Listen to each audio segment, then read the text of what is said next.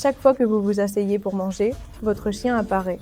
Silencieux, patient, observant le moindre mouvement de votre fourchette, avec ses yeux qui vous font vous sentir comme la pire personne au monde si vous ne partagez pas. Vous avez toujours pensé qu'il voulait seulement votre nourriture, n'est-ce pas?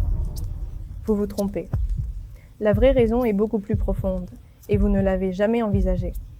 À la fin de cette vidéo, vous comprendrez pourquoi le point numéro 1 changera à jamais ce que vous ressentez chaque fois que vous vous attablez devant lui. Il ne s'agit pas de faim.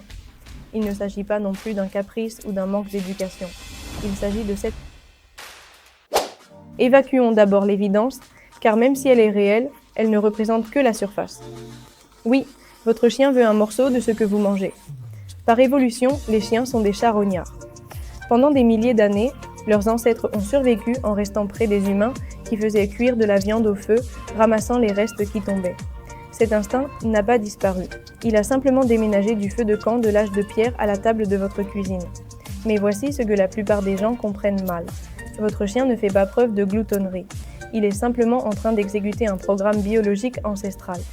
Lorsqu'il fixe votre assiette, une partie de son cerveau est encore au bord de ce feu de camp primitif, attendant le moment où le reste va tomber. Mais observez bien son corps. Un chien qui réclame par pure faim, bouge, piétine, se lèche les babines ou vous touche de la patte. En revanche, un chien qui exécute ce programme ancestral reste... Pensez à la journée de votre chien. Vous sortez de la maison, vous revenez, vous changez de pièce, vous disparaissez derrière des portes fermées, vous travaillez, vous vous levez. Du point de vue de votre chien, vous êtes un être imprévisible, sauf à l'heure du repas. L'heure du repas est le seul rendez-vous de la journée sur lequel votre chien sait qu'il peut compter. Chaque soir, à la même heure et au même endroit, vous resterez immobile pendant 20 ou 30 minutes. Vous ne partirez pas. Vous ne disparaîtrez pas. Vous serez juste là. Pour une créature dont la vie émotionnelle tourne entièrement autour de l'endroit où vous vous trouvez, ce moment est sacré. C'est la partie la plus fiable de sa journée. C'est pourquoi beaucoup de chiens apparaissent avant même que vous n'ayez attrapé vos couverts. Ils ne réagissent pas à l'odeur de la nourriture, ils réagissent au rituel de votre présence.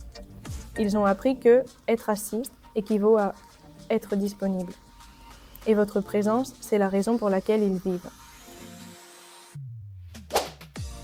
Lorsque vous mangez, il se passe quelque chose à quoi la plupart des maîtres ne pensent jamais. Tout votre visage change. Vous vous détendez, vos épaules s'abaissent. Les expressions de tension, de stress ou de frustration que vous avez portées toute la journée disparaissent et s'adoucissent. Pendant quelques minutes, vous devenez la version la plus sereine de vous-même. Votre chien le remarque. Rappelez-vous que les chiens sont des experts pour lire les visages humains, capables de distinguer des dizaines de micro-expressions. Ils connaissent votre visage de travail, votre visage d'inquiétude et votre visage de fatigue. Le visage que vous affichez au dîner est l'un de leurs préférés, car c'est un visage apaisé. Quand il semble fixer votre fourchette, en réalité, c'est vous qu'il regarde. Il observe les mouvements de votre mâchoire, la façon dont vos yeux s'adoucissent lorsque vous savourez quelque chose de bon.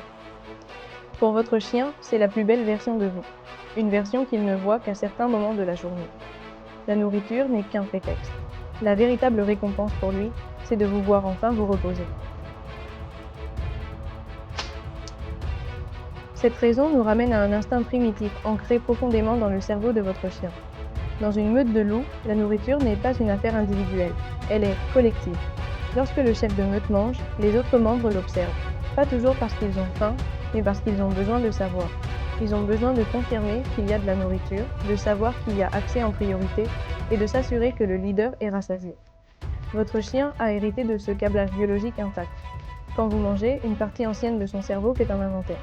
Est-ce que le chef mange? Oui. Y en a-t-il assez? Oui. Sommes-nous en sécurité? Oui. Ce regard fixe n'est pas un jugement, c'est un protocole de survie. Une fois qu'ils ont la confirmation que le monde fonctionne comme il le doit et que le boss est nourri, leur anxiété redescend. Ce point va vous faire sourire. Votre chien est un expert de votre propre psychologie. Au fil des mois et des années passées à vous observer manger, il a accumulé des données sur une question bien précise. À quel moment allez-vous craquer? Ils savent absolument tout. Ils savent quels aliments vous rendent plus généreux. Ils savent que le petit déjeuner est une cause perdue, mais que le dîner est négociable.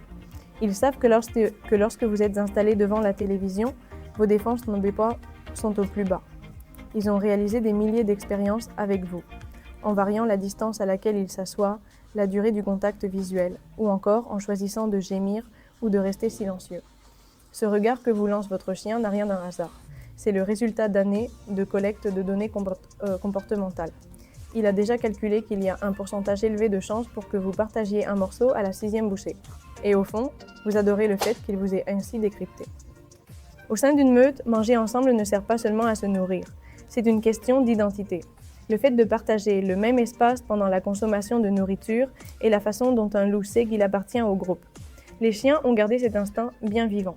Lorsque votre chien s'installe à vos pieds pendant le dîner, il accomplit le rituel le plus ancien de son espèce.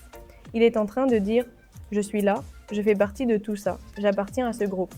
Remarquez ce qui se passe si vous essayez de manger seul dans une autre pièce en fermant la porte. Votre chien va gratter ou se montrer anxieux. Ce n'est pas parce qu'il est obsédé par la nourriture, c'est parce qu'il se sent exclu du rituel, qui lui confirme qu'il a toujours une famille. Pour votre chien, l'heure du repas, c'est l'heure de la meute. C'est la cérémonie quotidienne de la famille au complet. Et nous arrivons au numéro 1.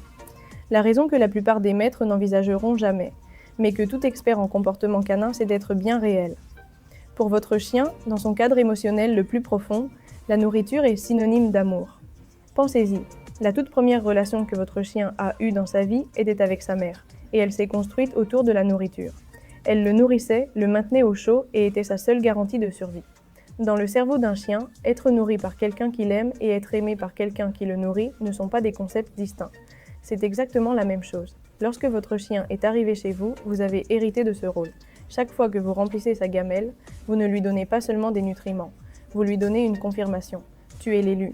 Je t'aime encore ici. Tu es toujours à moi. Maintenant, regardez votre chien lorsqu'il vous observe manger. Il ne vous demande pas un morceau de viande. Il observe la personne la plus importante de son monde et, en silence, il vous pose la même question qu'il vous pose 1000 fois par jour lorsqu'il pose sa tête sur vos genoux ou qu'il vous suit aux toilettes. Est-ce que je fais toujours partie de tout ça? Est-ce que tu m'aimes encore? Lorsque vous tournez la tête, que vos yeux croisent les siens et que vous lui donnez ce petit morceau de nourriture, vous ne donnez pas une mauvaise éducation à votre animal. Vous répondez simplement à sa question dans la seule langue qu'il comprenne.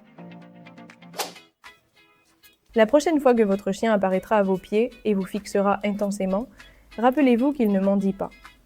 Il vous demande, de la manière la plus honnête qu'il connaisse, de lui confirmer que votre lien est toujours intact.